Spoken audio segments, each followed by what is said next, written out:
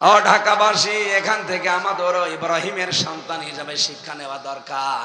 প্রতিদিন আপনি যত ওয়াক্ত নামাজ পড়বেন, যত রাকাত নামাজ আপনি দুনিয়ায় পড়েন, দেখবেন প্রতি 2 রাকাতের আগে এইটা কিন্তু বলা লাগে। এটা সহিহ হাদিস দিয়ে প্রমাণিত।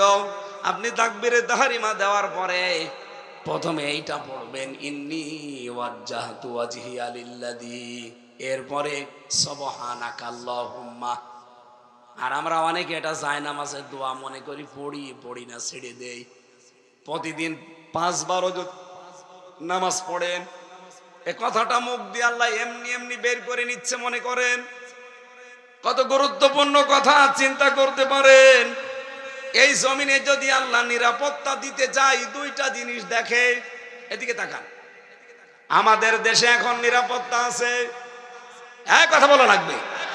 আমি এই আশুলিয়া থেকে কুষ্টিয়া, এই 210 কিলোমিটার যেতে আমার মনের ভেতরে কত রকমের ভয়।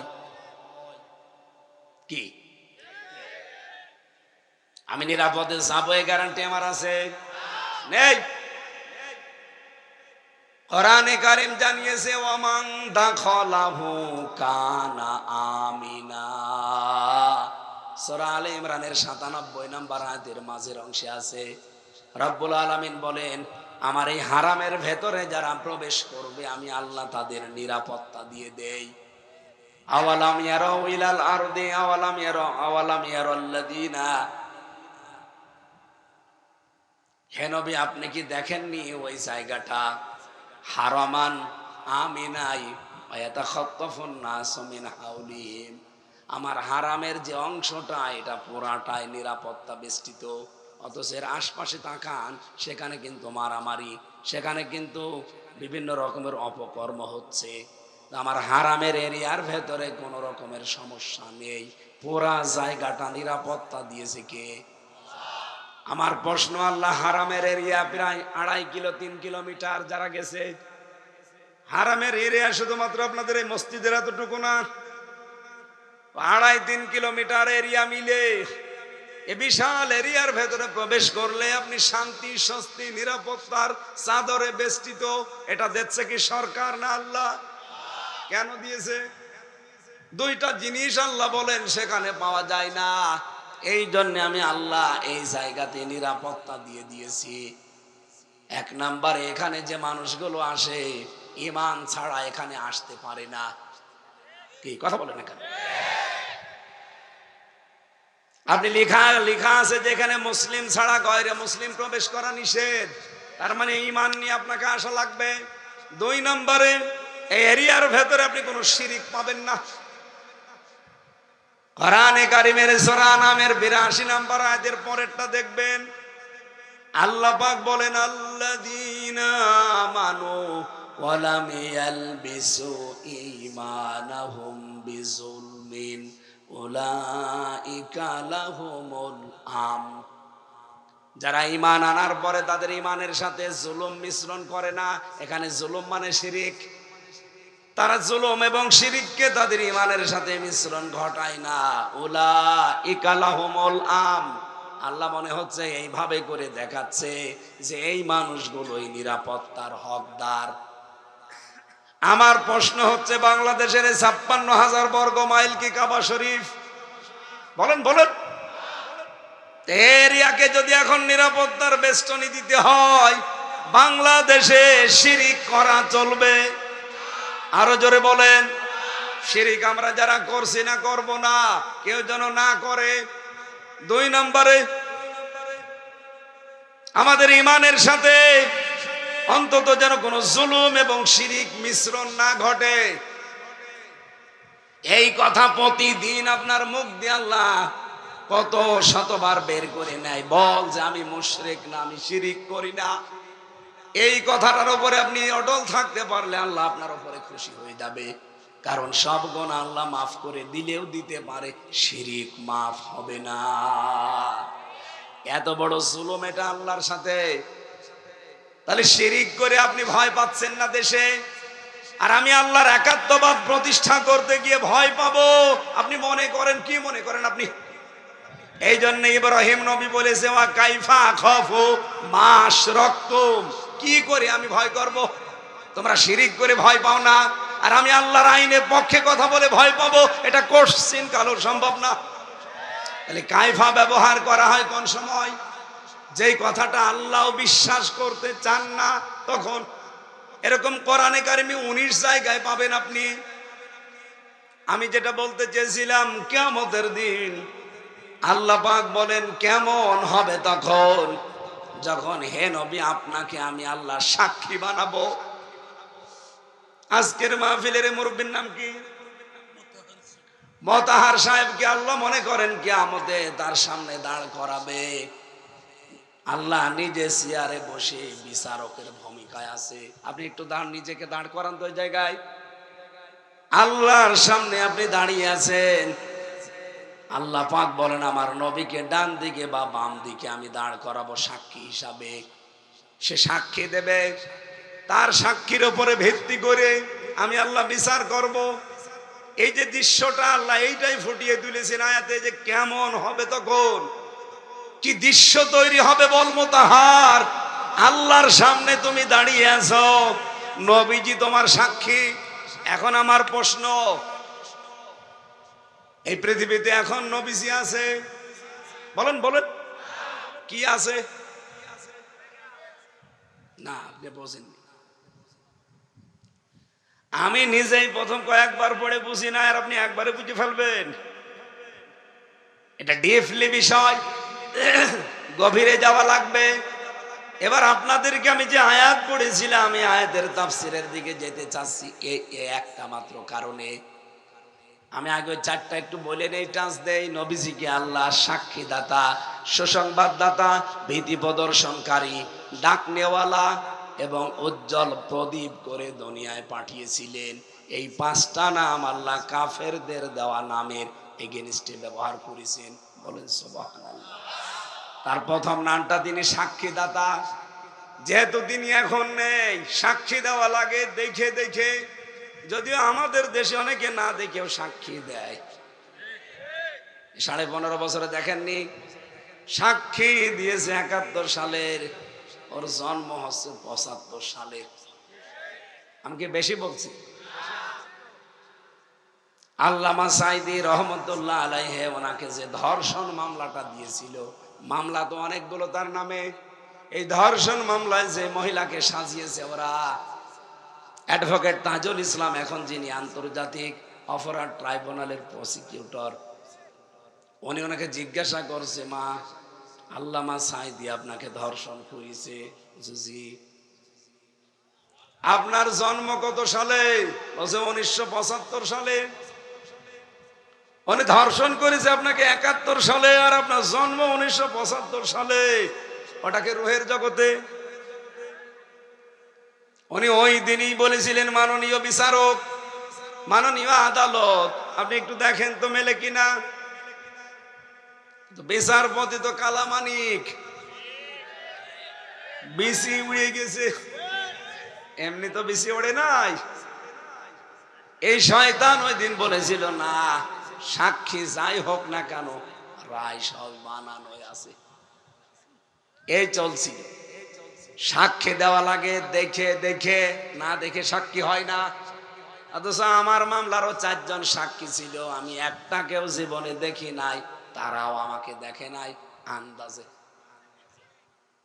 আগস্টের 5 তারিখের আগে তো কিছু বলতে পারি নাই।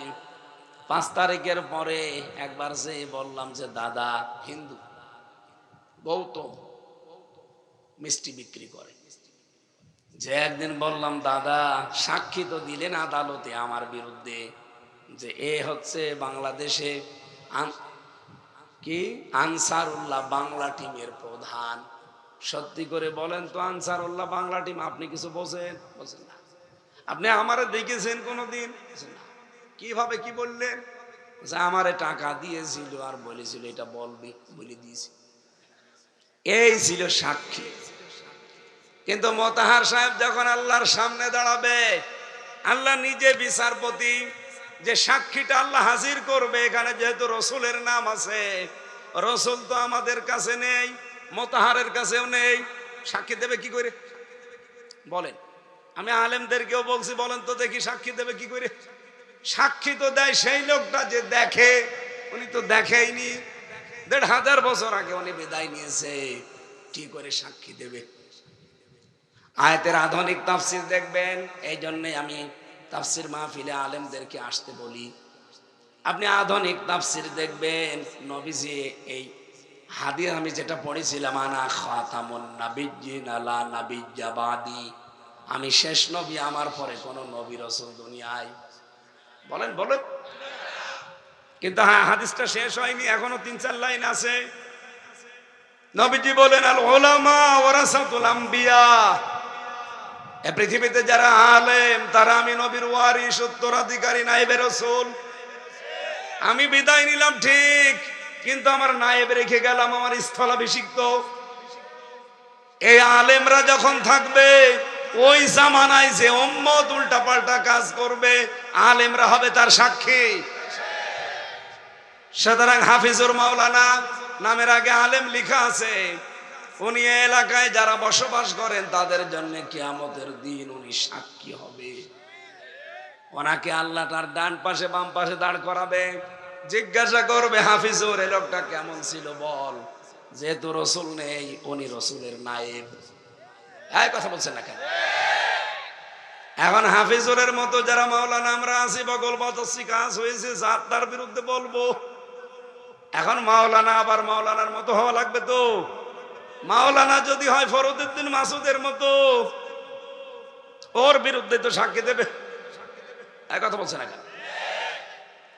মাওলানা হওয়া লাগবে মাওলানার মতো। এখন মাওলানা কারা?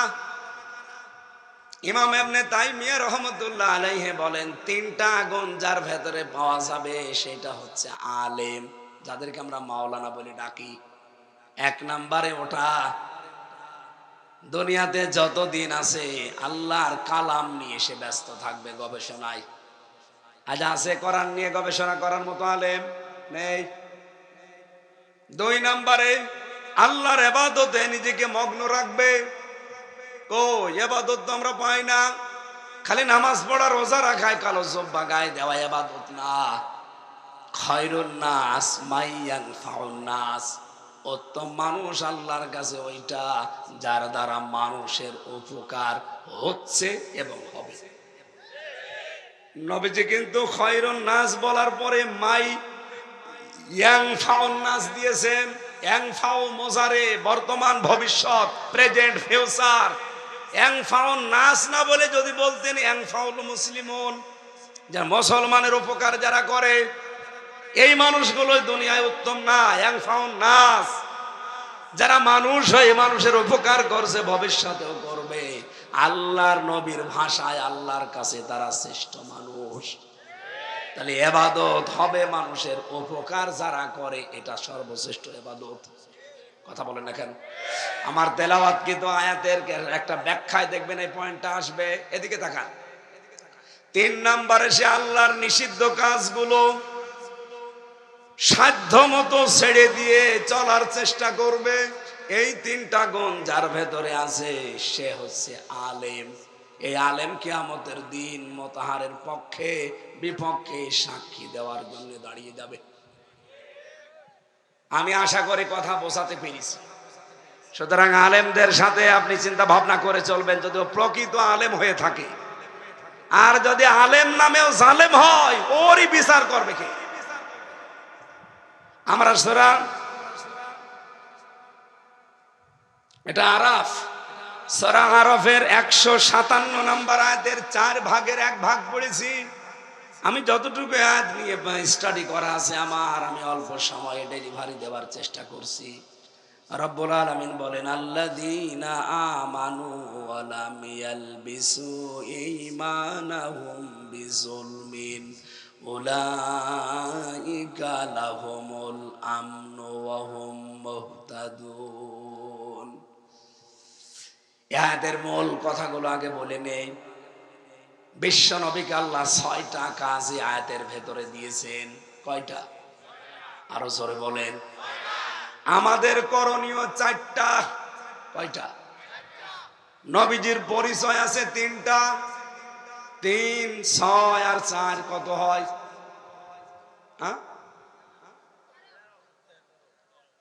13টা বিষয় আছে আজকের আয়াতে। আমরা খুব তাড়াতাড়ি 13টা বিষয় শিক্ষা নিয়ে বাড়ি যেতে চাই ইনশাআল্লাহ। রব্বুল আলামিন বলেন, আল্লাযীনা ইয়াত্তাবিউনার রাসূলান নাবিয়্যাল উম্মিয়্যাল্লাযী ইয়াজিদুনাহু মাকতুবা ইনদাহুম ফিত তাওরাতি ওয়াল ইনজিল। তোমরা অনুসরণ করো সেই রাসূলের, যে রাসূলের পরিচয় আল্লাহ এখানে 3টা দিয়েছেন। 1 নম্বরে তিনি রাসূল ছিলেন, 2 নম্বরে তিনি নবী ছিলেন, 3 নম্বরে তিনি উম্মি ছিলেন। রাসূলের এখানে পরিচয় পেলাম কয়টা? আরো জোরে বলেন। মা মানার রাসূল লুগাতান শারহান, মা মানান নবী লুগাতান শারহান, মা মানাল উম্মি লুগাতান শারহান। 3টা বিষয় এবার জানা লাগবে। রাসূল কাকে বলে, নবী কাকে বলে, উম্মি কাকে বলে? 1 নম্বরে যেহেতু তার প্রথম পরিচয় তিনি রাসূল, তিনি কি? তিনি রাসূল কি শুধু আরব জাহানের জন্য? আরো জোরে বলেন।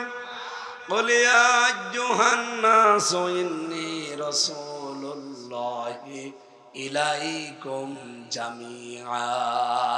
নবী আপনি বলেন तमाम পৃথিবীর সব মানুষের জন্য আল্লাহ আমাকে রাসূল করে পাঠিয়েছেন। রাসূল শব্দের বাংলা অর্থ হচ্ছে বার্তাবাহক। কি বললাম? কি বার্তাবাহক আপনি বুঝলেন? উনি যে বার্তাগুলো নিয়ে এসেছিলেন ওই বার্তাবাহকের কথা এখানে পরিচয় দেওয়া হচ্ছে। আপনি যদি রাসূলুল্লাহকে অনুসরণই করতে চান, রাসূলের যত বার্তা দুনিয়ায় এসেছে এই বার্তাগুলো আপনাকে মানা লাগবে। এই জন্য বিশ্ব নবীকে আল্লাহ 40 বছর থেকে 63 এই 23 বছরের দিকে তাকিয়ে দেখবেন 1টা মিনিট সেকেন্ড এদিক ওদিকে হতে দেননি। কি করে সংরক্ষণ করা লাগবে সেই ব্যবস্থা আল্লাহ করে দিয়েছেন। যখন ওনার বয়স 25, 40 বছরের একজন মহিলার সাথে আল্লাহ তার বিবাহের ব্যবস্থা করলেন। আল্লাহ যদি ওই সময় ওনার বয়স 25, 16 বছরের মেয়ে বিবাহের ব্যবস্থা করতেন, আল্লাহর নবী ওই সময় টিকে থাকতে পারতেন না। কারণ 40 বছরে নবী হওয়ার পরে যতগুলো দায়িত্ব তার উপরে এসেছে এই দায়িত্ব পালন করতে হলে ফেরি সময় লাগে। হযরতে খাদিজাতুল কুবরা যেহেতু এর আগে 2 বার 3 বার সংসার করা মানুষ, তিনি পরিপক্ক, তিনি বাস্তবতা বোঝেন। তার চাহিদাও আল্লাহর ওই পর্যায়ে রাখেননি। এই জন্য বিশ্ব নবীকে আল্লাহ তার সাথে বিবাহ দিয়ে দিন প্রচারের কাজ তার দ্বারা আল্লাহ সাহায্য সহযোগিতা নিয়েছিলেন। কথা বলেন না কেন? আজ যারা নবীর চরিত্র নিয়ে কথা বলে যে আয়েশার মতো 9 বছরের মেয়েকে উনি বিবাহ করলো, ওনার চরিত্র ভালো না। আপনি কি বোঝেন এর ভেতরে সিগনিফিকেন্স কি আছে? 9 বছরের ব্যবহার, 9 বছরের বাচ্চাকে তিনি বিবাহ করেছিলেন, তখন ওনার বয়স 53 বছর। এমনি করেন নাই, কারণ ছিল এই, কারণ আল্লাহর নবী মুহাম্মদুর রাসূলুল্লাহ এমনিতেই বাইরের জীবন আমরা অনেকেই জানি, কিন্তু তার ব্যক্তিগত লাইফ স্টাইল, কিভাবে তিনি লেপের নিচে থাকেন, কিভাবে স্ত্রীর সাথে থাকেন, কিভাবে একেবারে পারিবারিক জীবনটা ব্যবহার করেন, এটা জানা অনেকের দ্বারা সম্ভব না। তো আল্লাহ এর আগেই নাজিল করে জানিয়ে দিয়েছেন, লাকাদ কানা লাকুম ফি রাসূলিল্লাহি উসওয়াতুন হাসানা। অবশ্যই তোমাদের জন্য আমার রাসূলের জীবনের ভেতরে মহত্তম আদর্শ আছে। ওনার জীবনটা শুধুমাত্র 1 থেকে 40 না, 40 থেকেও 63। এই জীবনটা আপনাকে সরাসরি জানতে হলে এর 1টা মিনিট সেকেন্ডে যেন এদিকে ওদিকে হারিয়ে না যায়। এই জন্য এমন একজন মানুষ সংরক্ষণের জন্য দরকার, যিনি সব সময় সাথে থাকতে পারেন, যিনি মেধাবী, তীক্ষ্ণ বুদ্ধি সম্পন্ন হওয়া লাগবে। আর সেইটাই ছিলেন হযরতে আয়েশা সিদ্দিকা। 1টা সেকেন্ডটা তিনি বাদ দেননি। কত হাদিস তিনি বর্ণনা করেছেন নবীজির ব্যক্তিগত জীবন নিয়ে। হযরতে সাদ বিন হাশিম, সাদ বিন হাশিম রাদিয়াল্লাহু রহমাতুল্লাহ আলাইহি। সাদ বিন হাশিম ইনি একজন বুজুর্গ তাবি ছিলেন। হযরতে আয়েশার কাছে এসে বললেন, হে মা, আমি রাসূলকে দেখি নাই, তো বিশ্বনবী কেমন ছিলেন আপনি একটু বলেন দেখি। হযরতে আয়েশা ডাক দিয়ে বলে, সাদ, তুমি কি কোরআন শরীফ পড়নি? আওয়ালাম তাকরাউল কোরআন। উনি বললেন, হ্যাঁ, আমি তো কোরআন পড়ি। হযরতে আয়েশা বলেন, কানা খুলুকুল কোরআন, এই পড়া কোরআনটাই হচ্ছেন আমার নবীর চরিত্র। বলেন সুবহানাল্লাহ। হযরতে আয়েশা যদি এ বয়সে তার স্ত্রী হয়ে না যেতেন, আমরা তার লাইফ স্টাইল, বাস্তব এবং গোপন অনেক বিষয় উম্মত হিসাবে জানতেও পারতাম না, নিজের জীবনে মানতেও পারতাম না। বিশ্বনবীকে আল্লাহ যত বার্তা দিয়েছিলেন সব বার্তাগুলোকে আল্লাহ সংরক্ষণ করেছেন এই 13টা স্ত্রীর মাধ্যমে। এখানে আমি বিস্তারিত লিখেছিলাম, কিন্তু ব্যাখ্যায় যাওয়া সম্ভব হচ্ছে না, আমি 11টায় শেষ করব। 2 নম্বরে তিনি নবী ছিলেন। নবী মানে, বলেন বলেন, নবী মানে সাংবাদিক। সাংবাদিক বলা হয় না, সংবাদ, এখান থেকে সাংবাদিক। নবী শব্দটা এটা ইংরেজি আপনি নিয়ে যান, নিউজ, NEWS। আমি একটু মিলিয়ে দেখলাম যে নিউজ লিখতে যে 4টা ইংরেজি অক্ষর লাগে। কেন লাগে? N দিয়ে নর্থ, E দিয়ে ইস্ট, S দিয়ে সাউথ, W দিয়ে ওয়েস্ট। আপনি মিলিয়ে দেখেন এই 4টা শব্দ যদি এক জায়গায় করেন, পৃথিবী আর বাকি থাকে না। তার মানে তামাম পৃথিবীর যত সংবাদ আল্লাহ পাক আমার নবীজিকে দিয়ে পাঠিয়েছেন। তিনি উম্মি ছিলেন। এমনিতে স্বাভাবিকভাবে আমাদের মতো কলেজ, বিশ্ববিদ্যালয়, মাদ্রাসায় লেখাপড়া করেননি। ওনাকে যিনি পড়িয়েছেন সরাসরি শিক্ষককে। এই পৃথিবীতে 2 জন মানুষের শিক্ষক শুধুমাত্র আল্লাহ। একজন আমাদের নবী, আর একজন হযরত আদম আলাইহিস সালাম। রব্বুল আলামিন ওই কথাটা এখানে তুলে ধরলেন যে তোমাদের যে নবীর পরিচয় দিলাম, এই পরিচয় তোমরা পাবে কোথায় জানো? ইনদাহুম ফিত তাওরাত ওয়াল ইনজিল। তাওরাত এবং ইনজিল যেটা এখন তোমাদের কাছে আছে, এটা যেমন তেমন ভাবে না, লিখিত অবস্থায় পাবে, মাকতুবান। আমি এই মাকতুবান শব্দের ব্যাখ্যাটা পড়ছিলাম, কেন আল্লাহ মাকতুবান দিলেন। আজ ইহুদি খ্রিস্টানরা, তাদের কাছে ইনজিল আছে, তাদের কাছে তাওরাত আছে। আমি বাইরের দেশে গিয়ে যখন ইহুদিদের সাথে মিশেছি, জিজ্ঞাসা করি যে আপনার নাম কি? চেহারা দেখলে বোঝার কায়দা নেই যে ইহুদি। এত বড় বড় দাড়ি, বিশাল পাগড়ি মাথায়, আমার চাইতে বড় জুব্বা গায়, ধবধবে চেহারা, দেখলে মনে হবে যে আসমান থেকে মনে হয় কেবল নেমেছে। নাম জিজ্ঞাসা করলে এমন একটা নাম বলে, নামের তালিকা দেখলে আমি বলি না, এটা ইহুদি। কনফার্ম হওয়ার জন্য যদি বলি যে আপনার নবীর নাম কি, হোয়াট ইজ ইওর প্রফেট, তখন বলে জোসেফ। কি বলে? জোসেফ মানে মুসা আলাইহিস সালাম। ইহুদিরা কাকে মানে? খ্রিস্টানদের সাথে মিশেছিলাম, জিজ্ঞাসা করলাম যে আপনার নাম কি? নাম শুনি আমি, নামের তালিকা যেহেতু জানি যে খ্রিস্টানদের নাম এরকম হয়, নাম শুনে বুঝে ফেলেছি যে মুসলমান না খ্রিস্টান। কনফার্ম হওয়ার জন্য যে হোয়াট ইজ ইওর প্রফেট, নবীর নাম কি, তখন বলে যিশু। যিশু মানে ঈসা আলাইহিস সালাম। আপনি লিখিত অবস্থায় তাদের তাওরাতে, তাদের ইনজিলে যেটা তারা মাইনে চলে, যদিও তারা পরিবর্ধন করে ফেলেছে, এই সমস্ত বাইবেলে, ওল্ড টেস্টামেন্ট, নিউ টেস্টামেন্টে লেখা আছে, দেখবেন আমাদের নবীর নাম যদি 99 জায়গায় থাকে, মুসা নবী, ঈসা নবীর নাম এক জায়গায় আছে। আল্লাহ বলেন ইনদাহুম ফিত তাওরাত ওয়াল ইনজিল, তোমাদের কাছে যে তাওরাতের ইনজিল আছে, এখানে আমি যেমন তেমন না, লিখিত অবস্থায় নবীর ওই পরিচয়গুলো তুলে ধরেছি। ইয়াতি মিন বাদি ইসমুহু আহমদ, তোমাদের পরে একজন আসতেছে যার নাম হবে আহমদ, আমরা যাকে মোহাম্মদ বলে ডাকি সাল্লাল্লাহু। রব্বুল আলামিন বলেন এই নবীজির পক্ষে এখন কাজ করা লাগবে। উনি এই দুনিয়ায় 6টা কাজ করেছিলেন। 1 নম্বরে ইয়ামুরুহুম, তিনি তোমাদেরকে আদেশ দিয়েছেন বিল মারুফ, সৎ কাজের, ওয়ানহাহুম আনিল মুনকার, তোমাদেরকে তিনি অন্যায় কাজে বাধা দিয়েছেন। বাংলা অর্থ ঠিক আছে? কথা বললেন না? ঠিক নেই। এখানে আলেমরা বসে আছে না, কোন দিকে তাকাচ্ছেন হানিফ ভাই?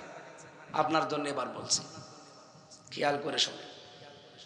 আমি বললাম না গতানুগতিক কথা বলি না, আমি যা বলি ওখান থেকে একটা বাস্তব কিছু শিক্ষা দেওয়ার চেষ্টা করি। এবার আলেমদের লাগবে এই জায়গায়। আমি শেষ করে দেব, এই পয়েন্টটাই আমার গুরুত্বপূর্ণ পয়েন্ট। ইয়ামুরুহুম বিল মারুফ ওয়া ইয়ানহাহুম আনিল মুনকার, তিনি তোমাদেরকে ভালো কাজের আদেশ দেন, অন্যায় কাজে বাধা দেন। এটা আমরা জন্মের পর থেকে বাংলা অর্থ শুনেছি। আমার প্রশ্ন, এখানে যারা আরবি বোঝে, কোন অভিধানে আপনি দেখাতে পারবেন মারুফ মানে ভালো কাজ? কোন জায়গায় পেয়েছেন? বলে যারা লেখাপড়া করেন আলেম পেয়েছে? আমি তো আর একেবারে কম পড়ি নাই, 1 থেকে মাস্টার্স পর্যন্ত করেছি কোরআনের উপরে, কামেল করেছি। কত অভিধান দেখলাম দেশে বিদেশের বিভিন্ন লাইব্রেরিতে। মারুফ মানে আমি কোনোদিন ভালো কাজ এটা পাইনি। কেউ পেয়ে থাকলে আপনি আমাকে দেখান। মারুফ শব্দের শাব্দিক অর্থ হচ্ছে পরিচিত। আরাফা ইয়ারিফু উরফুন, ওই যে আরাফাতের ময়দান বলে না, সেখান থেকে এটা এসেছে। আরাফাতের ময়দান মানে কি? পরিচিত হওয়ার স্থান। তাহলে যে মারুফ শব্দটা বলে পুরা কোরআনে বহু জায়গায় আল্লাহ বলেন তামুরুনা বিল মারুফ বা ইয়ামুরুনা বিল মারুফ, তোমরা ভালো কাজের আদেশ দাও, আমরা এই অর্থ করি। অথচ এখানে বলা হচ্ছে তোমরা পরিচিত কাজের আদেশ দিবা। এখন পরিচিত কাজ কি, আর আপনি পরিচিত হয়েছেন কবে, আর সেই পরিচিত কাজগুলো কি? আমি কি বেশি বলছি না যার লাইন মতো ঠিক আছে? আর একটু ভালো করে খেয়াল করে শোনো। যেহেতু মারুফ মানে সৎ কাজ না, মারুফ মানে পরিচিত। এই পরিচিত আপনি হয়েছেন কখন, আর ওই পরিচিত বিষয়গুলো কি কি, কখন হয়েছিলেন আপনি পরিচিত বলেন তো? আমাদের জাতি পিতা বললাম 2 জন মানুষকে আল্লাহ নিজে শিক্ষক হয়ে শিক্ষা দিয়েছেন। তার ভেতরে 1 নম্বরে মুহাম্মদুর রাসূলুল্লাহ, আর 2 নম্বরে হযরতে আদম আলাইহিস সালাম। ওনাকে আমার আল্লাহ যেদিন বানিয়েছেন, ফেরেশতাদেরকে যে বলেছিলেন যে তাকে সেজদা দাও, কেন দেবে সেজদা? আল্লাহ তার আগে তাকে এমন কিছু শিক্ষা দিয়েছেন। ওয়াল্লামা আদামাল আসমাআ কুল্লাহা, এসএমের বহুবচন আসমা, কুল্লাহা। আল্লাহ পাক বলেন আমি নিজে, এখানে ফাইল ওয়াল্লামা, এর ফাইল আল্লাহ নিজে। আমি নিজে শিক্ষা দিয়েছি আদমকে যত কিছুর নাম সবগুলো। আমরা অনেকেই মনে করি নাম মানে এখানে আলু, পটল, ভেঙা, ঝিঙা, বেগুন, এগুলো নাকি? বলেন বলেন। আমরা কিন্তু এইটাই জানি যে ওই দিন সব জিনিসের নাম আল্লাহ তাকে শিখিয়ে দিয়েছে একবারে। ফেরেশতাদের জিজ্ঞাসা করেছে, ফেরেশতারা পারেনি। আদমকে জিজ্ঞাসা করেছে, সব বলে দিয়েছে। এই কারণেই সেজদা দিতে বলেছে না। গভীর ভাবে চিন্তা করেন এই আয়াতের শব্দগুলো নিয়ে। আল্লাহ পাক কেন তাকে সেজদা দেওয়ার জন্য বলেছিলেন? কারণ তাকে এমন কিছু শিক্ষা আল্লাহ দিয়েছেন। এখানে গুরুত্বপূর্ণ ক্লাস, যেহেতু এই ক্লাসে আল্লাহ আলু, পটল, ঝিঙা, বেগুন, কচু এগুলো শিখাতে পারে না। আমার প্রশ্ন হচ্ছে, এদিকে তাকান, এখানে সরাসরি শিক্ষককে, আরো জোরে, ছাত্র আদম, অনেকে সাধারণ মানুষ না নবী? আরো জোরে বলেন। তাম পৃথিবীতে যত মানুষ আসবে কিয়ামত পর্যন্ত সবার উনি কি? পিতা। আরো জোরে বলেন।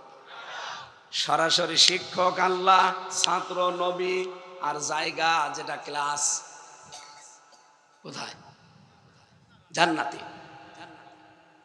আপনি কি বাস্তবতা কিছু বুঝলেন? এখানে ক্লাসরুম এমনি এমনি ক্লাস করা লাগে না। ক্লাস 1 এর ক্লাস 2, 3, 4 এর ক্লাস। আর যারা গবেষণা করে, পিএইচডি হোল্ডার, যারা এফসিপিএস এফআরসিএস করছে গবেষণায়, তাদের ওই ক্লাস 1।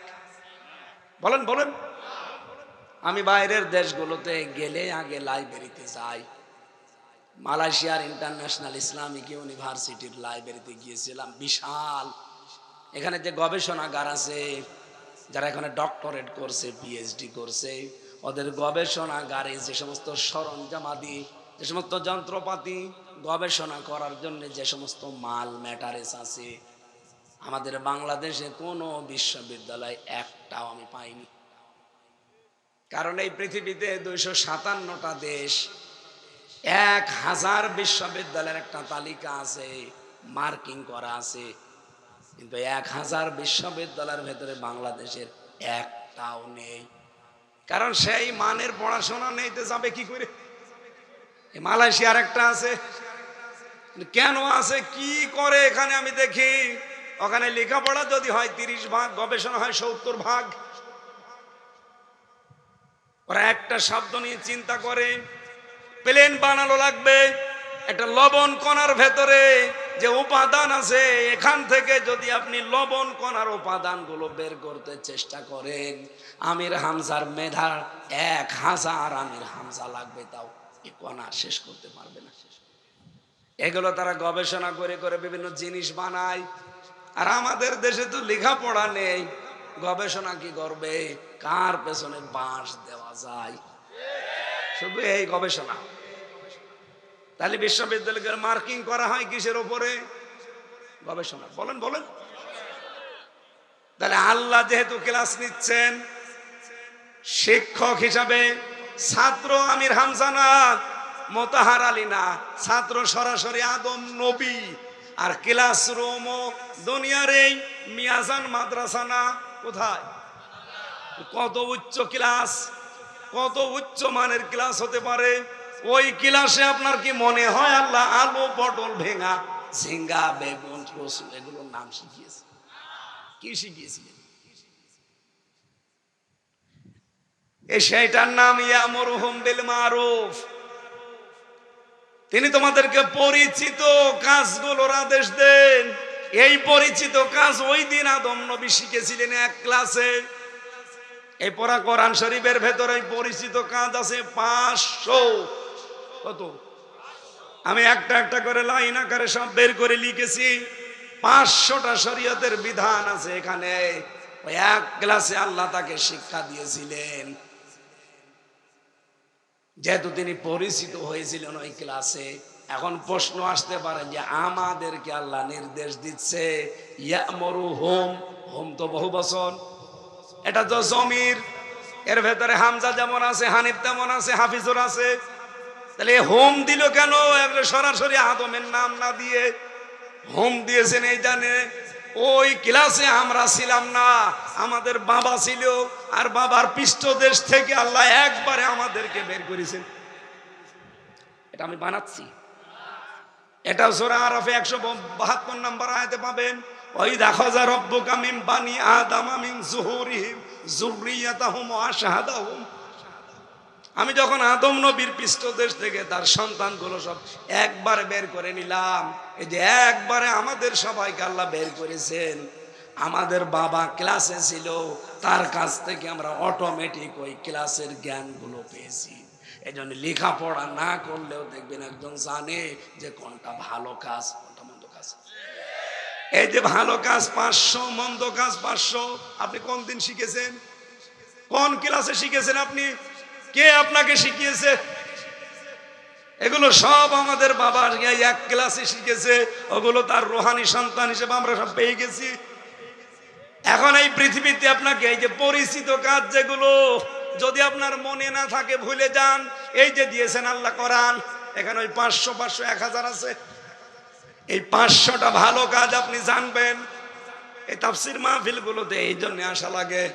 এখন যদি সিরিয়াল হিসাবে আমি 500টায় বলতে যাই, আমারও গলা ভেঙে যাবে, আপনারও মনে থাকবে না। আপনাকে আমি সহজ করে দিলাম, পড়বেন। এই 500টা ভালো কাজ মন্দ কাজ এগুলো আমরা পরিচিত আছি, আমাদেরকেও শেখানো লাগে না। ওই এক ক্লাসে আমরা শিখেছি, লেখাপড়াও করা লাগে না, এমনি আমরা জানি জেনা করা খারাপ কাজ, এটা কি লেখাপড়া করা লাগে? চুরি করা খারাপ কাজ, লেখাপড়া করা লাগে? কবে শিখেছেন? ওই ক্লাসে। যেহেতু ওটা গবেষণা ধর্মী ক্লাস ছিল, গুরুত্বপূর্ণ ক্লাস, একবারও ক্লাসে আমরা যা পেয়েছি দুনিয়ায় এসে শুধু ঝালাই করব, মিলাবো, মনে করব, আর দুনিয়াতে আমরা বাস্তবায়ন করব। তাহলে আমাদেরকে এই পরিচিত কাজের আদেশ করা লাগবে, ওয়ানহাহুম আনিল মুনকার, আর নিষেধ করা লাগবে অন্যায় কাজের। মুনকার শব্দের শাব্দিক অর্থ যেটা আপনার বিবেক মেনে নেয় না। আল্লাহ যেহেতু নাহা শব্দটা দিয়েছেন, নাহা মানে শুধু নিষেধ করা না, নাহা মানে বাধার প্রাচীর তৈরি করা। এখানে স্রোত চলছে, আমি আর হাফিজুর মাওলানা যে যদি বলি ফো দিলাম বন্ধ হয়ে যা হবে, এটা বাধার প্রাচীর দেওয়া লাগবে, আইল দেওয়া লাগবে, বাধাল দেওয়া লাগবে। একথা বলছেন এখানে। এই দেশে যে অন্যায়গুলো হবে এটা শুধু ওয়াজের দ্বারা বন্ধ হবে না, নসিহত করলে বন্ধ হবে না, এটা বাধার প্রাচীর তৈরি করা লাগবে। সেই বাধা দেওয়ার জায়গায় গিয়ে 54 বছরে ইসলাম গেছে। আজ বাংলাদেশে 54 বছরে ইসলাম অনুরোধের জায়গায় আছে, বাধা দেওয়ার জায়গায় নেই। আমরা এবার ইসলামকে শুধু অনুরোধ না, বাধা দেওয়ার জায়গায় নিয়ে যেতে চাই। আর এটাকে অনেকে রাজনীতি মনে করছে। আপনি এটা করেন, আপনার পেছনে আমি আছি। ইয়া আইয়ুহান নাবিয়্যু ইন্না আরসালনাকা শাহিদাও ওয়া মুবাশশিরাও ওয়া নাযীরা ওয়া দাঈয়ান ইলাল্লাহি বিইযনিহি ওয়া সিরাজাম মুনীরা। আল্লাহ পাক বলেন, হে নবী, ওরা 1 নম্বরে আপনাকে মিথ্যাবাদী বলে, 2 নম্বরে আপনাকে পাগল বলে, 3 নম্বরে আপনাকে কবি বলে, 4 নম্বরে আপনাকে গণক বলে, 5 নম্বরে জাদুকর বলে। আমি আল্লাহ 1ম নম্বরে আপনার নাম দিলাম, আপনি শাহিদা, আপনি সাক্ষীদাতা। এই শব্দটা পড়লে অন্তত যারা আলেম আছে, যারা বোঝে, তাদের তো অন্তরে ভয় সৃষ্টি হওয়ার কথা। আপনি কি বোঝেন আমি কি বলছি? শাহিদান, বিশ্বনবীকে আল্লাহ সাক্ষী দাতা বানিয়েছিলেন। কিসের সাক্ষী? কোরআনে কারিমে আল্লাহ আয়াতের ব্যাখ্যা করতে গিয়ে আরেকটা আয়াত দিয়েছেন, সূরা আলে ইমরানের 41 নম্বর আয়াত, সূরা নিসার 4 নম্বর 5 নম্বর পারার 3 নম্বর পৃষ্ঠার 15 নম্বর লাইনে আছে, ফাকাইফা ইযা জিনা মিন কুল্লি উম্মাতিন বিশাহিদ ওয়া জিনা বিকা আলা হাউলাই শাহিদা। আল্লাহ বলেন কেমন হবে একটু খেয়াল করেন। মনে হচ্ছে যে আল্লাহ এখনই আপনার প্রতি আমার প্রতি আয়াতটা নাজিল করছেন। কেমন হবে? কাইফা শব্দ কখন ব্যবহার করা হয় আমরা অনেকে জানি না।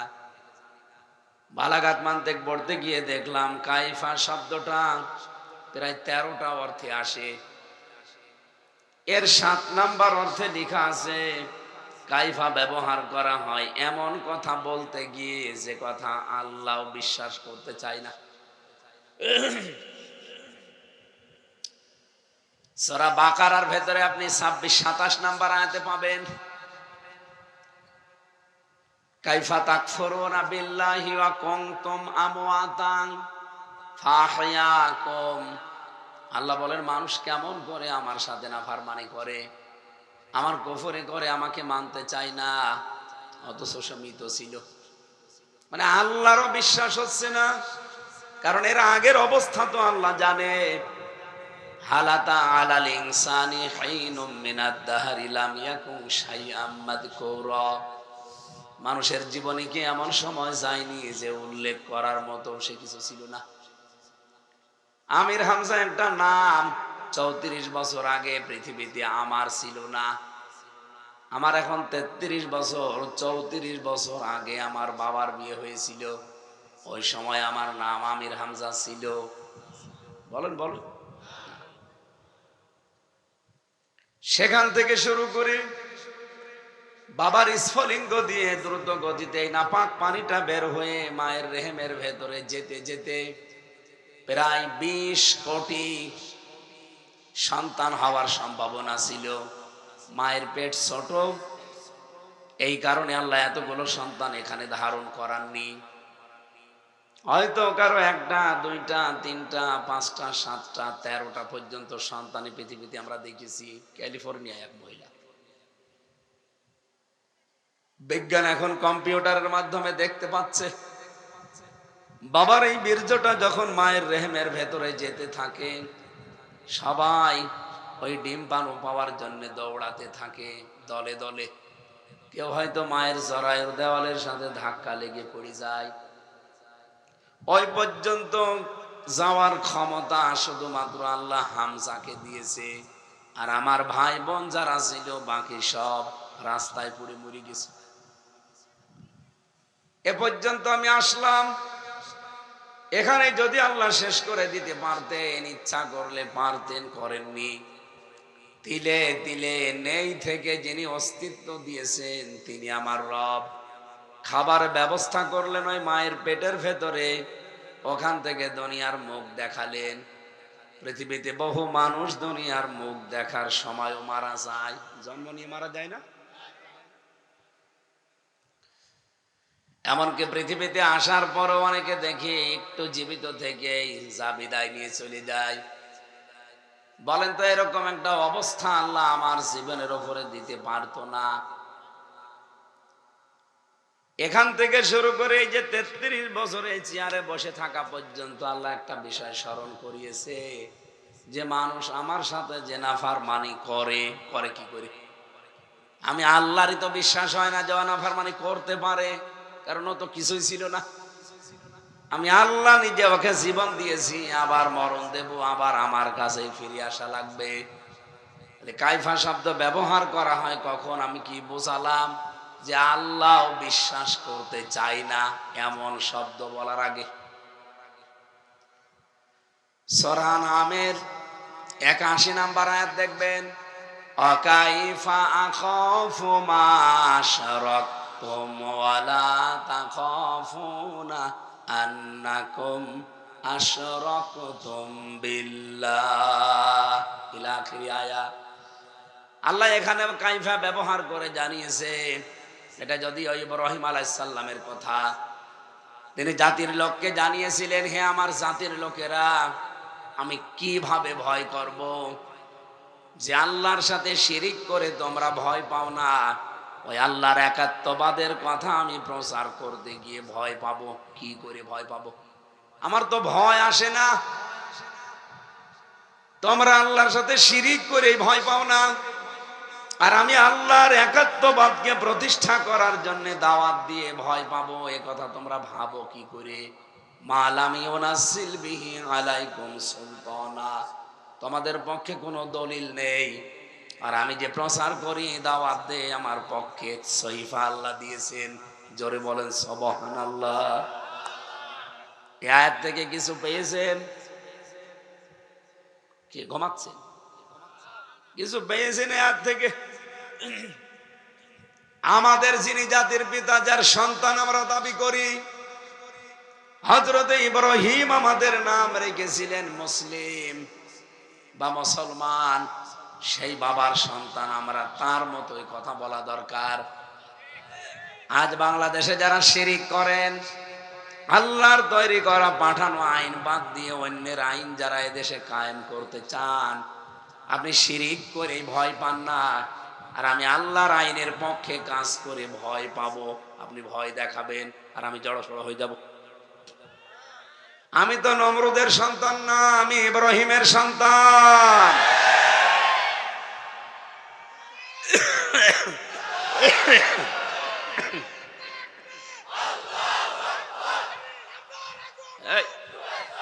ও আগমন লাগবে না, আমি কি বোঝালাম বুঝেছি? আমি কি বলি আর কি দেয় আমারে বলে। আজ এই দেশে যারা মানুষের তৈরি করা আইন কায়েম করার জন্য উঠে পড়ে লেগেছেন, আপনার পক্ষে কোনো দলিল নেই, যা আছে সব বানানো। আপনি যদি ভয় না পান, আল্লাহর পক্ষ থেকে 30 পারা কোরআনের গ্যারান্টি আমার কাছে দলিল আছে, আমি ভয় পাবো আপনি ভাবেন কি করে? যারা এটা বিশ্বাস করেছিল ইব্রাহিমের সন্তান হিসাবে, তারা ফাঁসির দড়ি গলায় নিয়েছে, তারপরও মাথা নত করে নাই। যদিও অনেকে এখন তাদের বিরুদ্ধে উল্টাপাল্টা অপপ্রচার চালাচ্ছে যে এতদিন নাকি আমরা নৌকার সাথে মিল করেছিলাম, এজন্য আমাদের কিছু হয়নি। তা আর কি হবে? আমার মতো একটা ছোট মানুষই 3 বছর জীবন থেকে হারিয়ে ফেললো, কি কষ্টই না দিয়েছে তারা। আমার মাথার চুল থেকে পায়ের তালু পর্যন্ত 1 ইঞ্চি জায়গা ওরা বাকি রাখে না যেখানে টর্চার করেনি। ফাঁসির ওই কন্ডেম সেলের ভেতরে 3 বছর একাধারে এক রুমে তালা মেরে রেখেছিল। খাবার দিয়েছে, দেয়নি, যা দিয়েছে খাওয়া যেত না। চিকিৎসার কোনো ব্যবস্থা ভালো উন্নত ছিল না, এই জন্যই তো এত রোগ এখন শরীরে দেখা দিয়েছে। স্বাভাবিক হতে পারছি না, কারণ 3 বছর যা গেছে এটার ধকল উঠতে সময় লাগবে। 11 জন মানুষ দুনিয়া থেকে বিদায় নিয়ে চলে গেল এ দলের। হাজার হাজার মানুষ ওই 15 বছরে একাধারে, অনেকে ছেলে, কেউ পালিয়ে, এমনকি কেউ আয়না ঘরে কাটিয়েছে। এত জুলুম, অত্যাচার, নির্যাতন বাংলাদেশের ইতিহাসে হয়েছে কিনা আমি জানি না। এরপরেও যদি কেউ এখন তহমত দেয়, মিথ্যা কথা বলে যে এরা নৌকার সাথে আতাত করেছিল এই জন্য এদের কিছু হয়নি, তা আপনি আবার কি হতে বলছেন? আপনি কি আরো কিছু হতে বলতে চান? ঢাকাবাসী বিবেকবান মানুষ, আমরা শিক্ষিত, আপনারা। আমাদের জাতির পিতা ইব্রাহিম, আমাদের জাতির পিতা বঙ্গবন্ধু না, জাতির পিতা মুসলিম, জাতির পিতা ইব্রাহিম। এটা তো আমি বানাইছি নাকি?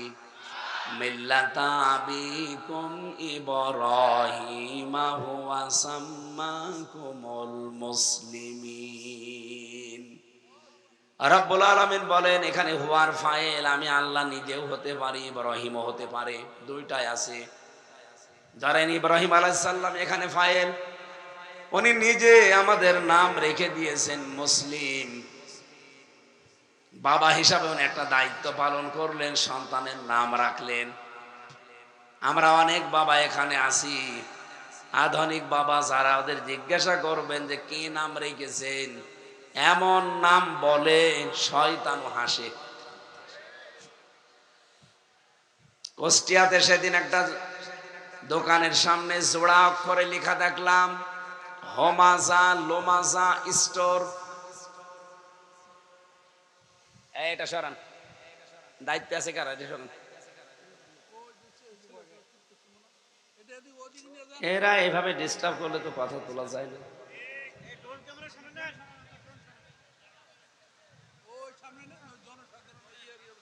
না,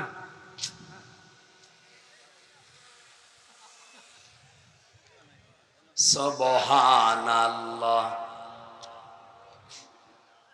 এই কোন দিকে তাকিয়েছেন ভাই? এটা ইবাদত চলছে আর আপনি ইয়ার কি মারছেন মানে? লা ইলাহা ইল্লাল্লাহ সুবহানাল্লাহ আলহামদুলিল্লাহ লা ইলাহা ইল্লাল্লাহ মুহাম্মাদুর রাসূলুল্লাহ। আমার ভাইরা, ওনারা জিজ্ঞাসা করলাম যে আপনি নাম কিসের? বলছে আমার ডবল মেয়ে আছে, যমজ সন্তান হয়েছিল 2টা মেয়ে, শখ করে রেখেছি হোমাজা লোমাজা। আপনি জানেন এর অর্থ কি? বলছে না, কোরআনে পেয়েছি। উনি আমার আয়াত শুনিয়ে দিল, ওয়াইলুল লিকুল্লি হুমাজাতিল লুমাজা। আল্লাহ বলেন ধ্বংস হয়ে যাক হোমাজা আর লোমাজা। যারা সামনে এবং পেছনে মানুষের নিন্দা করে তারা ধ্বংস হয়ে যাক। ও কি নাম রেখেছে টের পাচ্ছে। আমাদের জাতির পিতা যিনি, আমাদের নাম দেখেন কত সুন্দর, মুসলিম মানে আত্মসমর্পণকারী। সুবহানাল্লাহ বলতে পারেন না? বাবা যারা এসেছেন, যারা গার্জিয়ান, এরকম একটা অর্থবোধক নাম রাখবেন। আমরা আত্মসমর্পণ করি। আমরা মুসলিম যারা পৃথিবীতে দাবি করি, যার তার সামনে না, আমরা শুধুমাত্র আত্মসমর্পণ করি আমাদের মালিকের কাছে। অন্য ধর্মের যারা দেশে আছেন, আপনাদেরকে আমরা দাওয়াতের উদ্দেশ্যে বলছি। এই যে বিশাল অনুষ্ঠান চলে গেল আপনার, আপনি কি দেখেছেন এই অনুষ্ঠানে আপনারা যাদের সামনে মাথা নত করলেন, যেদিন ওরাই দশমীর দিনে তাদের দেবতাকে ডুবিয়ে দেয়, তাদের মূর্তিকে, তাদের ভগবানকে ডোবায়, ওই দিন আমি ছিলাম সিরাজগঞ্জে। মাহফিলের গেট আর পূজার গেট একেবারে পাশাপাশি। আমি মনে করলাম একটু দেখার জন্য হলেও যাই, কারণ বৃষ্টিতে নষ্ট হয়ে গেছে। কিছু মানুষ সামনে বসে আছে, মাহফিলে যাওয়ার রাস্তা আবার পেছন দিয়ে যাওয়ার সময় আমি বললাম নিয়ে যান, আমি একটু দেখি ওদের পেছনের অবস্থা কি। পেছনে তাকিয়ে দেখি সামনের দিকে যারা 8টা 10টা হাত নিয়ে দাঁড়িয়ে আছে, কেউ দাঁড়িয়ে নেই, ওর সব পেছনে বাঁশ দিয়ে খাড়া করা, একেবারে জায়গা মতো বাঁশ দিয়ে খাড়া করে দিয়েছে।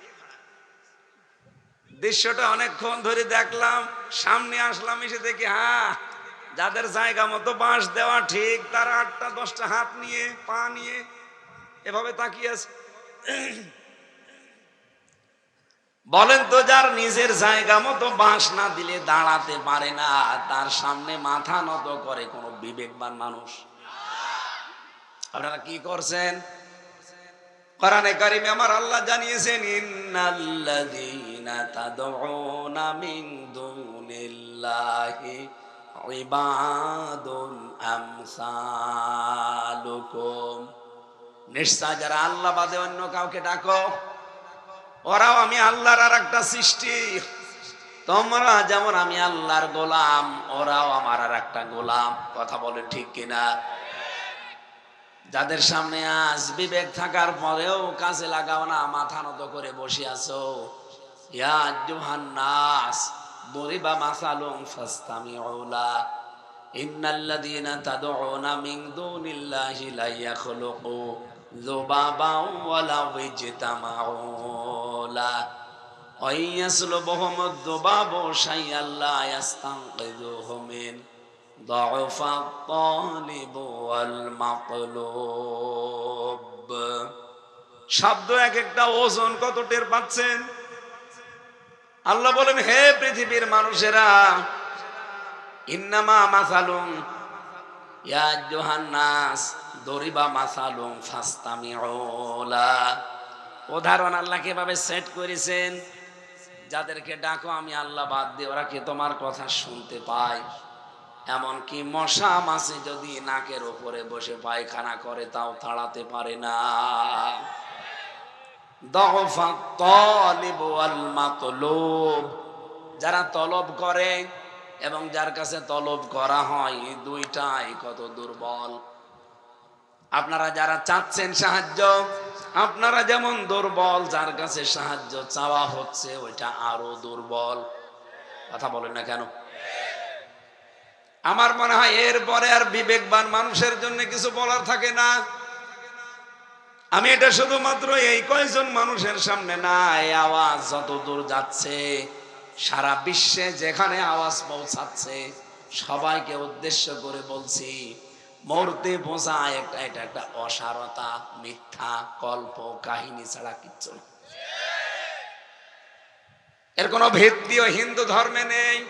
আপনি হিন্দু ধর্মের গ্রন্থ পুরো পড়ে দেখবেন, মানুষ হয়ে কোনো মাটির তৈরি করা দেবতার সামনে মাথা নত করবে, ভিত্তি পাওয়া যায় কিনা? এগুলো ওদের নিজেদের বানানো ইবাদত। আমরা এই মাটির সামনে মাথা নত করি না, মাটির মালিক যিনি, তার সামনে আমরা আত্মসমর্পণ করি। এই জন্য আমাদের নাম কি? মুসলিম। বলেন বলেন। যে কথাটা তুলতে চেয়েছিলাম এখান থেকে, জাতির পিতা ইব্রাহিম আলাইহিস সালাম জাতির লোকদেরকে বললেন, হে আমার জাতির লোকেরা, আমি ভয় পাবো কি করে? আমি তো আল্লাহর একাত্মবাদ প্রতিষ্ঠার জন্য চেষ্টা চালাই, যার পক্ষে দলিল আছে। আল্লাহ আমার উপরে সহিফা নাজিল করেছে। আর তোমরা যাদের কথা বলো একটারও কোনো দলিল নেই। এটা দিয়ে বাংলাদেশের সাথে এখন ইব্রাহিম নবীর সন্তান এবং নমরুদের সন্তান ভাগ হয়ে যাবে। নমরুদের সন্তান যারা, তারা মানুষের তৈরি করা নিয়ম নীতি কায়েম করার জন্য চেষ্টা চালাবে। এইটাই তাদের কাছে যুদ্ধ, এইটাই জিহাদ, এইটাই সংগ্রাম, এইটাই তাদের চেতনা। এক কথা বলে না কেন? কিন্তু ইব্রাহিমের সন্তান যারা, তারা এই পৃথিবীতে আল্লাহর একাত্মবাদ প্রতিষ্ঠার জন্য চেষ্টা চালাবে। দেখবেন প্রতিটি মানুষ যখন ইব্রাহিম আলাইহিস সালামের শেখানো এই দোয়াটা পড়ে নামাজে দাঁড়ায়, যদি আমরা অনেকে মনে করি এটা যাই নামাজের দোয়া, না, এটা আল্লাহু আকবার বলার পরে পড়া লাগে। ইন্নী ওয়াজ্জাহতু ওয়াজহিয়া লিল্লাযী ফাতারাস সামাওয়াতি ওয়াল আরদা হানিফা ওয়া মা আনা মিনাল মুশরিকিন। রব্বুল আলামিন বলেন, জাতির পিতা ইব্রাহিম জাতির কাছ থেকে মুখ ফিরিয়ে বলেছিল, আমার এই চেহারা বলতে শুধু এই 3.5 হাত বডি না, মানব জীবন চালাতে যা লাগে সবগুলো এখানে অজহনের ভেতরে শামিল। আমার সন্তানাদি এখানে অজহন, আমার সম্পদাদি এখানে অজহন, আমার ক্ষমতা এখানে অজহন, আমার যে চেয়ারে আমি বসে আছি এই চেয়ারটা আমার অজহন। সবগুলোকে আজ আমি ঘুরিয়ে দিলাম ওই আল্লাহর দিকে, যিনি আকাশ আর জমিনের উদ্ভাবক। আমি লোক দেখানোর জন্য এটা করি না, হানিফা, আমি মন থেকে এটা করছি, একনিষ্ঠভাবে ইখলাসের সাথে। ওমা আনা মিনাল মুশরিকিন। জাতির লোকেরা এই কথাটা জেনে রাখো, আমি কিন্তু মুশরিক না, শিরিক করি না। আমার প্রশ্ন হচ্ছে, তিনি সর্বশেষে কথা কেন বললেন যে ওমা আনা মিনাল মুশরিকিন? আমি মুশরিক না, আমি কিন্তু শিরিক করি না। আয়াতের ব্যাখ্যা পড়তে গিয়ে সূরা শূরা 13 নম্বর আয়াতের শেষের আগের অংশটা আমি মিলিয়েছি। এই এদিকে তাকান, খুব গুরুত্বপূর্ণ বিষয়। আজ বাংলাদেশে আল্লাহর আইনের কথা বললে যাদের কাছে ধান্দাবাজি মনে হয়, যাদের কাছে দুনিয়ার কাজ মনে হয়, যাদের কাছে রাজনীতি মনে হয়, তাদেরকে বলছি সূরা শূরা 13 নম্বর আয়াতের শেষের আগে আছে, কাবুরুন আলাল মুশরিকিনা মা তাদউহুম ইলাইহি। হে নবী, আপনি তাদেরকে যেদিকে ডাকেন, আসো আল্লাহর দ্বীন কায়েম করি, আল্লাহর বিধানে জমিনে বাস্তবায়ন করি। আমি মুশরিক না, অথচ মুশরিকের আচরণ করছেন আপনি আমার সাথে। বলেন তো, সেই কুষ্টিয়া থেকে পর্যন্ত এই 200 কিলোমিটারের উপরে আমি এসেছি আমার বাবার আইন এদেশে কায়েম করার কথা বলতে। বলেন বলেন। আল্লাহর আইনের কথা বললে আপনার কাছে রাজনীতি মনে হয়, আপনি অবশ্যই যে কোনো ভাবে শিরিক করছেন। আর শিরিক করলে মানুষ হয়ে যায় মুশরিক, আর মুশরিকের কাছে আল্লাহর আইন ভালো লাগে না।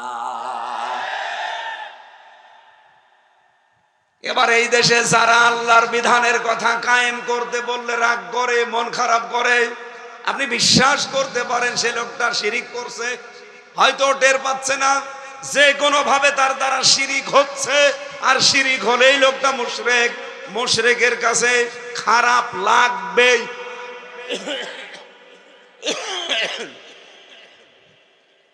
আপনাকে দিয়ে আল্লাহ দ্বীন কায়েমের কাজ করায় না কেন জানেন?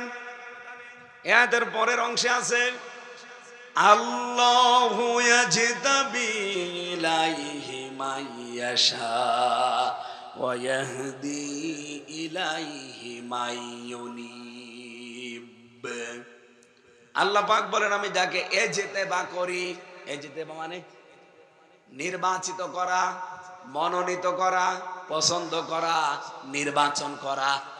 আমি আল্লাহ যাকে নির্বাচন করি, মনোনীত করি, পছন্দ করি, যাকে আমার ভালো লাগে, এই লোকটাকে আমি আল্লাহ আমার দিন কায়েমের কাজে লাগিয়ে দেই।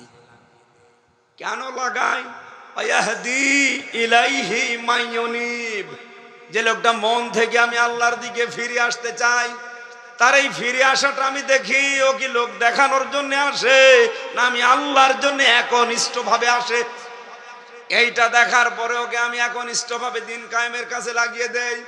বাংলাদেশে এখন 4,20,00,000 মানুষ সরাসরি বলছে আমরা এদেশে আল্লাহর বিধান কায়েম করতে চাই, আর 3 কোটি মানুষ তারা এখনো গোপনে আছে, এখনো ওপেন না। সব মিলে আমি একটা রিপোর্ট পেয়েছি 7,20,00,000 মানুষ এখন আল্লাহর আইনের পক্ষে। কথা বুঝতে, 18 কোটির উপরে মানুষ, 7,20,00,000 বাদ দিলে এখনো কত মানুষ আছে আপনি বলেন? এই বাংলার জমিনে এখনো এতগুলো মানুষ যে কোনো ভাবে শিরিক করছে। শিরিক করলে মানুষ মুশরিক হয়ে যায়, আর মুশরিকের কাছে কোশ্চেন কালো আল্লাহর আইন ভালো লাগে না। এবার আপনি মিলিয়ে নেন আপনার সাথে, নাকি নাম ধরা লাগবে? আল্লাহর বিধানের কথা বললে আপনার কাছে রাজনীতি মনে হয়, আপনি উঠে চলে যান। আরে এই স্বভাব তো আবু জেহেলের, কারণ ও শিরিক করতো, ও ছিল মুশরিক। ও কিন্তু বলতো আল্লাহ একজন আছে, ওটা আমি জানি। কাবা শরীফ আল্লাহর ঘর, ওটাও জানি। এখানে বদরের ময়দানে যাবার আগে কাবার গিলাফ ধরে ও কেঁদেছিল। ওর জীবনী পড়ে দেখেন, কাবার গিলাফ ধরে কেঁদেছে, কাবার মালিক তুমি আসো আমি জানি। মুহাম্মদের বিরুদ্ধে যাচ্ছি যুদ্ধ করার জন্য বদরের ময়দানে, সত্যের পক্ষে যে আছে তাকে তুমি বিজয় দিও। ওর দোয়াও কবুল হয়ে গেছে, কারণ ও তো সত্যের পক্ষে ছিল না। সত্যের পক্ষে যে ছিল আল্লাহ তাকে বিজয় দিয়েছে, ওর দোয়াও কবুল। বলেন আবু জেহেল আল্লাহ একজন আছে বিশ্বাস করতো না? আমি কি এটা বানাচ্ছি? কোরআনে কারীম জানিয়েছে ওয়ালা ইন সালতাহুম মান খালাকাস সামাওয়াতি ওয়াল আরদা লা ইয়াকুলুনাল্লাহ ইলা আখিরি আয়া। কোরআনে কয়েক জায়গা আল্লাহ এরকম আয়াত দিয়েছেন। হে নবী, আপনি যদি ওদেরকে জিজ্ঞাসা করেন আসমান আর জমিন কে বানিয়েছে, ওরা গ্যারান্টি দিয়ে বলবে আল্লাহ বানিয়েছে। লা ইয়াকুলুনাল্লাহ, লামে তাকিদ নুনে সাকিলা। আবু জেহেল পর্যন্ত গ্যারান্টি দিয়ে বলেছে আল্লাহ বানিয়েছে, কিন্তু আর আল্লাহর পাশাপাশি অন্য কাউকে ওই রকম মনে করতো, এই জন্য ওরা মুশরিক। শিরিক কাকে বলে এক কথায় জবাব দিচ্ছি, আল্লাহ যেটা পারে এটা অন্য কেউ পারে এই কথা বিশ্বাস করার নাম শিরিক। আর শিরিক যে করে সে মুশরিক। এ বাংলা বোঝা যাচ্ছে? বলেন এই পৃথিবী বানিয়েছে কে? আবু জেহেল এটা বলতো না? বলতো না? বলতো। কিন্তু নবীজি যখনই বললেন আলাহুল খালকু ওয়াল আমরু, এই জমিন আল্লাহ বানিয়েছে, এখানে আইন চলবে আল্লাহর, তখনই ও বলেছে না ওইটা আমি মানি না, ওইটা রাজনীতি। আমার মনে হয় বাংলাদেশে এখন অনেকেই আবু জেহেলের ভূমিকায় অবতীর্ণ হয়ে গেছে। আমি নাম ধরলেও ধরতে পারতাম। এখন বহু আবু জেহেল এখন আমরা দেখতে পারছি। বলে আকাশ বানিয়েছে আল্লাহ, জমিন বানিয়েছে আল্লাহ, কাবা ঘর আল্লাহর, কোরআন শরীফ আল্লাহর।